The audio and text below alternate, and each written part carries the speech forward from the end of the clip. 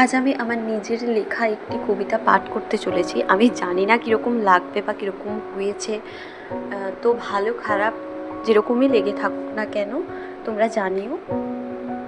চলো শুরু করি।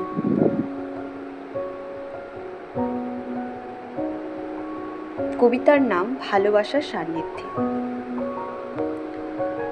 তোদের ভালোবাসার বয়স কত রে? কি জানি, গুনিনি কখনো, তবে অনেক বছর। ঝগড়া হয়? হ্যাঁ, ভীষণ রকম।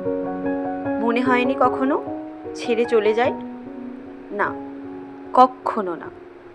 বিরক্ত হই, রাগ হয়, তবুও না। কেন?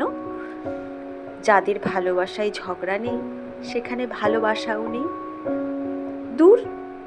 হ্যাঁ রে, তোর তো জন্মদিন গেল, তা কি উপহার দিল তোর মনের মানুষ? থেকে যাওয়ার আশ্বাস? আর কিছু না? ভালোবাসা আর বিশ্বাস? দূর বোকা, আর কিছুই না? পয়সা দিয়ে কেনা? দিয়েছে তো, ওর ব্যবহার করা অর্ধেক শেষ হওয়া পারফিউম। এ আবার কেমন উপহার, কাউকে দেওয়ার মতো? আমি তো নিজেই চেয়ে নিয়েছি আমার পছন্দের উপহার। তুই কি বোকা রে?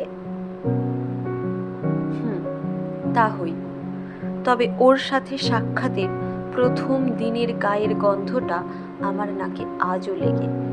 ওর ব্যবহার করা পারফিউমটা যখন নাকের কাছে ধরি মনে হয় ও আমার কাছেই আছে, পাশেই আছে।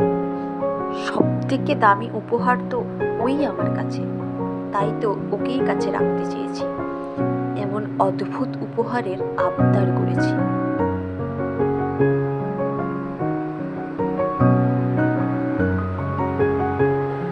আজ আমি